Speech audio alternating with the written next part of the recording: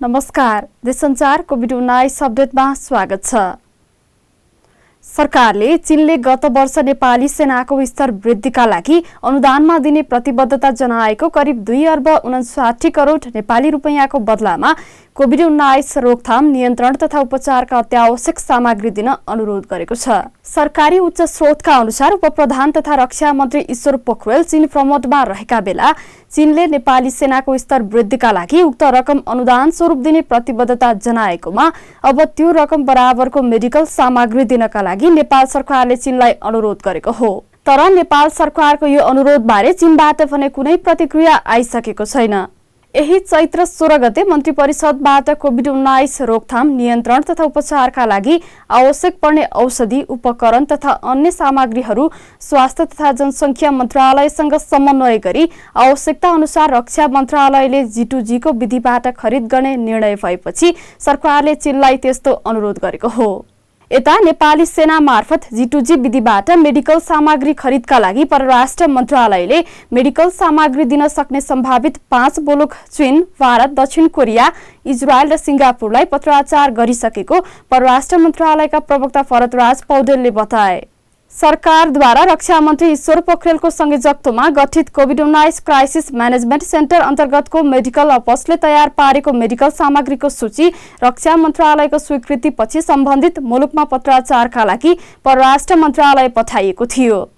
निर्णयको कार्यान्वयनका लागि नेपाली सेनाले कोभिड-19 रोकथाम, नियन्त्रण तथा उपचारका लागि अत्यावश्यक औषधि, उपकरण तथा अन्य सामग्री खरिद इकाइ गठन गरिसकेको सेनाका प्रवक्ता विज्ञानदेव पाण्डेले बताएका छन्।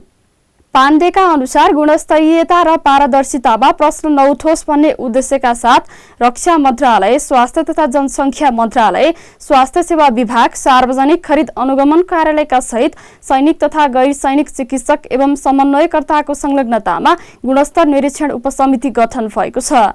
नेपाली सेनाले कोभिड-19 को उपचारका लागि व्यवस्थापन निर्देशिका समेत जारी गरेको छ। सेनाले कम्तीमा 20 दिनभित्र अन्तर्राष्ट्रिय मुलुकहरूबाट मेडिकल सामग्री नेपाल भित्राउने दावी गर्दै आएको छ र त्यसका लागि कुनै पनि मध्यस्थकर्ताको सहयोग नलिने सेनाले घोषणा गरिसकेको छ। यसैबीच निजी क्षेत्रका मेडिकल सामग्री बिहीबार र पर्सि शुक्रबार 2 विमान मेडिकल सामग्री आउन लागेको छ।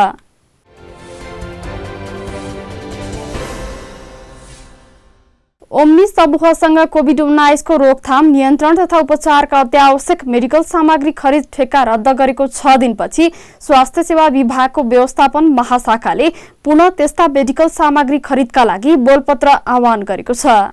खुला प्रतिस्पर्धाबाट मेडिकल सामग्री खरिदका लागि निजी क्षेत्रलाई छनौट गर्ने तयारीमा विभाग रहेको भनिए पनि अप्रत्यक्ष रूपमा सोही विवादास्पद ओम्नी समूहलाई फेरि मेडिकल सामग्री खरिदको ठेक्का दिने खेल सुरु भएको छ। स्वास्थ्य सेवा विभागले विशेष परिस्थितिका लागि भन्दै मंगलबार गरेको बोलपत्रमा डकुमेन्ट किन्ने, बैंक ग्यारेन्टी दाखिला गर्ने एवं दर्ता लगायत कामका लागि आगामी चैत्र 30 गतेसम्म समय सीमा तोकेको छ।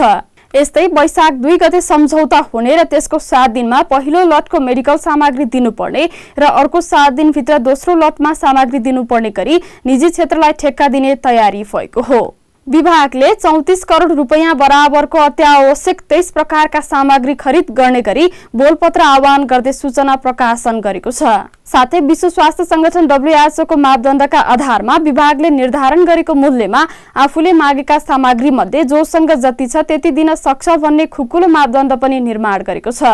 विभागका एक कर्मचारीले एउटा मात्रै दिन्छु भन्ने कोही आयो भने उसलाई आफ्नो मूल्य हेरेर स्वीकार गर्ने तयारी भएको बताए। साथै उनले एउटैले जिम्मा लिँदा सबै सामग्री ल्याउन असम्भव हुने बताए। यसअघि स्वास्थ्य सेवा विभागले 24 घण्टे कोटेसन मागेर सिधै वार्ताबाट ओम्नी समूहसँग मेडिकल सामग्री खरिदको सम्झौता गरेको थियो। अहिले नियमित प्रक्रिया जस्तै तर समय सीमा 7 दिन तोकेर बोलपत्र आह्वान गरिएको छ। योजना अघि प्रक्रिया अघि बढेमा स्वास्थ्य सेवा विभागले अर्को वर्षको वैशाखको अन्तिम सातासम्म मेडिकल सामग्री खरिद गर्नेछ। ओम्नी समूहसँग ठेक्का रद्द हुनु अगावै मन्त्री परिषदले कोभिड-19 को रोकथाम, उपचार तथा नियन्त्रणका लागि अत्यावश्यक सामग्री खरिदको जिम्मेवारी नेपाली सेनालाई दिने निर्णय गरेको थियो। तर मेडिकल सामग्री खरिदको नियमित अभ्यासबाट आफूहरूलाई वञ्चित नगर्न स्वास्थ्य अधिकारीले स्वास्थ्य तथा जनसङ्ख्या मन्त्री भानुभक्त ढकाल मार्फत प्रधानमन्त्री केपी शर्मा ओलीलाई अनुरोध गरेका थिए।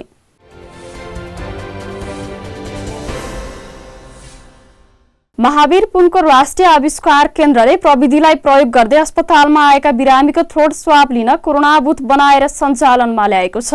बुधबार आविष्कार केन्द्रले काठमाडौँको वीर अस्पताल र छाउने स्थित सैनिक अस्पतालमा एकैसाथ उक्त बुथ सञ्चालनमा ल्याएको आविष्कार केन्द्रका प्रमुख इन्जिनियर डाक्टर शंकर ढकालले बताए। उनले देशसञ्चारसँग पहिलो पटक कोरोना भाइरसको बिरामीको लागि स्वाब परीक्षण गर्न चिकित्सकको लागि पीपीई बुथ बनाएर परीक्षणपछि सञ्चालनमा ल्याएको बताए। उनका अनुसार यो पीपीई बुथमा वाटरप्रुफ, एयरप्रुफ र राम्रो गुणस्तरको एल्युमिनियम प्रयोग गरिएको छ। यसका साथै चिकित्सकको लागि भित्रबाट बाहिर रहेका बिरामीसँग कुरा गर्न स्पिकर जडान गरिएको छ।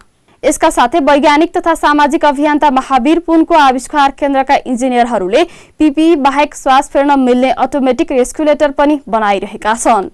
यो अटोमेटिक रेस्कुलेटरले अस्पतालमा बिरामीलाई श्वास फेर्न सजिलो बनाउँछ भने एम्बुलेन्समा पनि बिरामीलाई राखेर लैजान सहज बनाउँछ।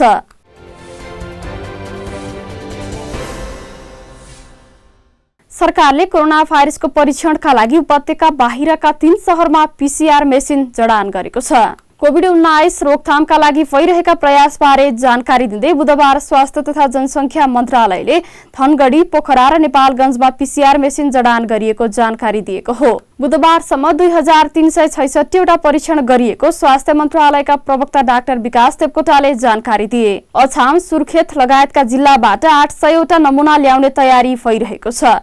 उपत्यकामा 12 र बाहिर 122 जनालाई आइसोलेसनमा राखिएको उनको भनाइ छ।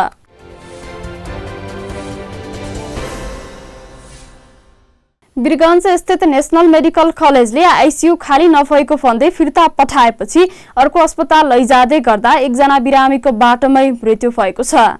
नेशनल मेडिकल कलेजमा उपचारको लागि आएका 12 महागढी माई नगरपालिका वडा नम्बर 4 दहिया टोलका 17 वर्षीय निरञ्जन सहनीको बुधबार मृत्यु भएको हो।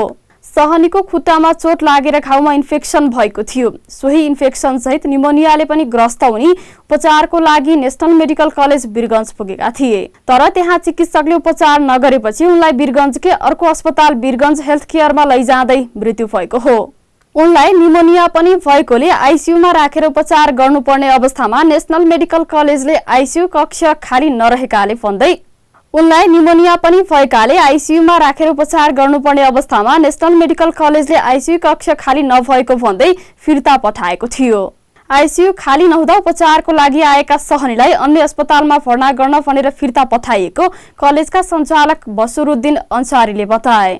नेशनल मेडिकल कलेजले यसअघि पनि बाराकै खलैया उपमहानगरपालिका वडा नम्बर 22 फोडाहाका 22 वर्षीय विजय कुशवाहाको उपचार गर्न नमान्दा ज्यान गएको आरोप लागेको छ।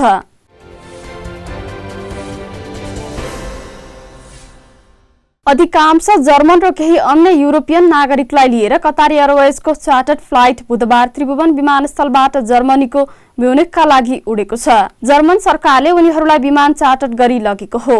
जर्मनीले लकडाउन सुरु भए ता आफ्ना नागरिक नेपालबाट लगेको यो चौथो पटक हो। 283 जना यात्रु बोकेको विमान दोहा हुँदै म्युनिखमा अवतरण हुनेछ। यसअघि फ्रान्स, अमेरिका, अस्ट्रेलिया, नेदरल्यान्ड्स, चेक गणतन्त्र लगायत देशले नेपालबाट आफ्ना नागरिकको उद्धार गरिसकेका छन्।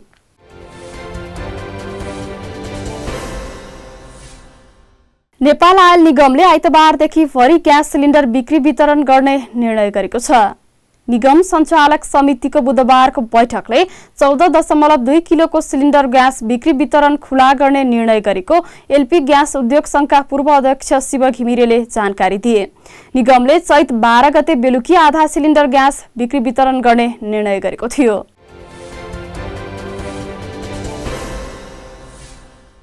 नेपाली कांग्रेसका सभापति शेरबहादुर देउवाले धारचुला लगायत सीमापारी अल्पत्र परेका नागरिकलाई उद्धार गरी क्वारेन्टाइनमा राख्न सरकारलाई आग्रह गरेका छन्। उनले सञ्चारकर्मीहरूसँग बुधबार कुरा गर्दै त्यस्तो आग्रह गरेका हुन्। उनले सरकारले घोषणा गरेको लकडाउनको पालना गर्न र सामाजिक दूरी कायम गर्न पनि सबैसँग अपील गरेका छन्। विश्वव्यापी महामारीको रूपमा फैलिएको कोरोना भाइरसको संक्रमणबाट जोगिन सरकारले लागू गरेका आदेशहरूको पालना गर्न र सामाजिक दूरी कायम गर्न देउवाले अपील गरेका हुन्।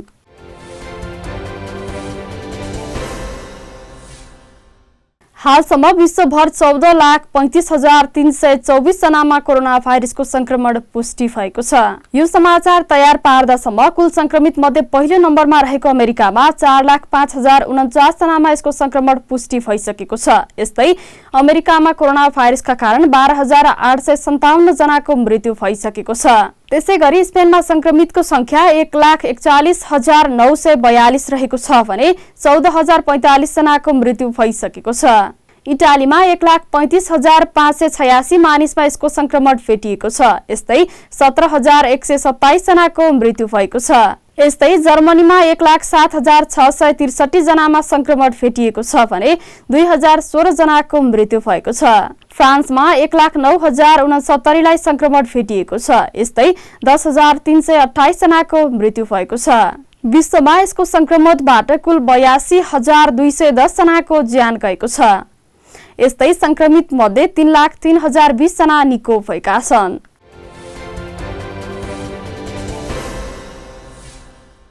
विश्वव्यापी महामारीको रूप लिएको नोभेल कोरोना भाइरस संक्रमणको सुरुवाती एपिसेन्टर तथा उद्गम स्थल चीनको वुहान सामान्य जनजीवनमा फर्किन थालेको छ। कोरोना भाइरसको संक्रमण नियन्त्रणमा आएसँगै वुहानमा विगत 76 दिनदेखिको लकडाउन अन्त्य भएको छ। 76 दिनपछि वुहानले आफ्नो सीमा खुला गरेको छ, तर केही प्रतिबन्धहरू भने कायमै छन्। बुधबारदेखि रेलवे तथा विमान सेवा सुचारू भएका छन्। यस्तै राजमार्गका प्रवेशद्वारहरू खुला गरिएका छन्। संक्रमण पुनः फैलिन सक्ने जोखिम रहेको भन्दै सरकारी अधिकारीले सावधानी अपनाउन आग्रह गरेका छन्।